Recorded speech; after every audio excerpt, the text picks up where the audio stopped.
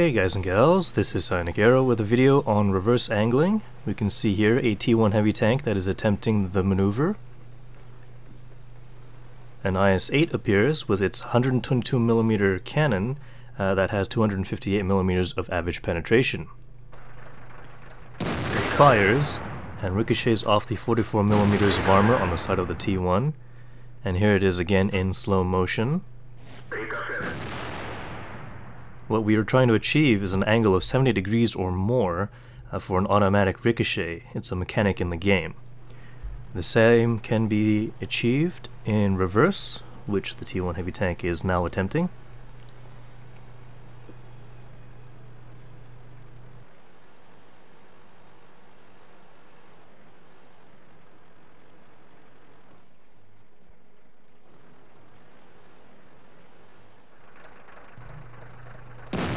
Another bounce, and again in slow motion. However, if the shell caliber is 3 times more than the armor thickness, such as a 152mm BL-10, the armor is overmatched and the shell penetrates, as you can see right there. HE shells do not overmatch, and heat shells ricochet at 80-degree angles or more.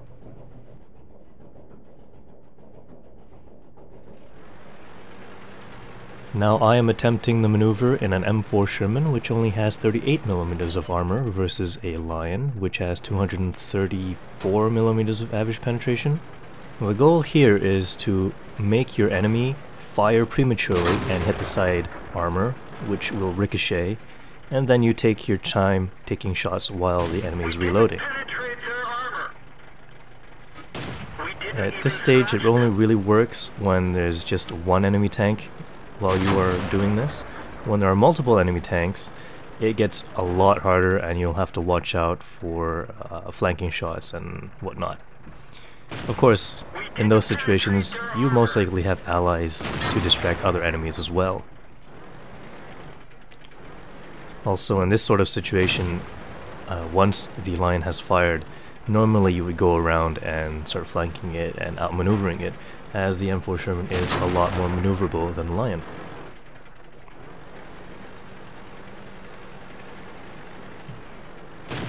That one didn't go through. Now I'm going to attempt the maneuver in reverse.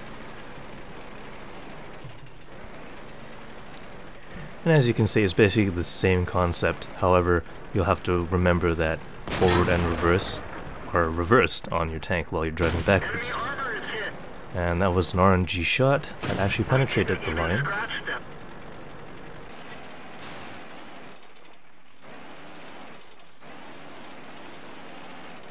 One final bounce, and we'll move on to some of the more advanced tactics in a real-world situation. You can see there, Jagdpanzer E100 is turning to fire upon me. I track it, however, he still has a repair kit, so he manages to deal quite a lot of damage to me with that shot. I'm firing at the lower plate, however that bounced, and now, with that carcass of the E50 in my way, which is what I was planning on using in the first place, I can fire into the hatch of the Jagdpanzer E100, which is a lot weaker than the rest of its hull. I am in an E75, which means my reload, while faster than the Jagdpanzer E100's, is not fast enough to fire off 2 shots before the Jagdpanzer E100 reloads one of its shells. I am using the E50 as an impenetrable shield, which the Jagdpanzer E100 is also doing while it reloads. Now we can see here that we are pretty much in a line right now. There's no way we can hit each other in this situation. And it's really like this, and I'm thinking maybe I should back out. I'm gonna switch to premium ammunition at this point, and then try to fire into the upper superstructure of the Jagdpanzer E100. So here we are. My APCR shells do have enough penetration to go through the superstructure of the Jagdpanzer E100, and I was reverse angling, which caused the Jagdpanzer E100 to just hit my tracks and not kill me with that second shot. Trying to take another shot into that hatch. Bounced, unfortunately.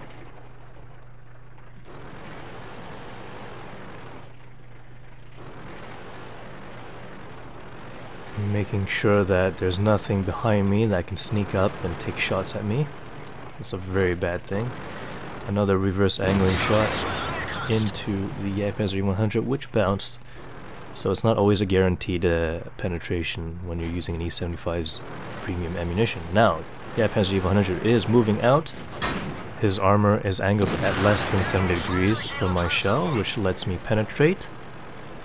And now I'm in really big trouble, as the Panzer E100 is going to fire upon me right now. Unfortunately for him, he hits my tracks. Now the T-34 is shielding the Panzer E100 as much as he can. Unfortunately, I do not get that shot off. I'm closing the distance so that I can bounce off of the T-34 and try to use that T-34 as cover for myself. Panzer E100 comes out. Take him out first, because he is the one that can kill me in one shot. And now for the battle over the knocked over tree, which I found pretty entertaining in the overhead view.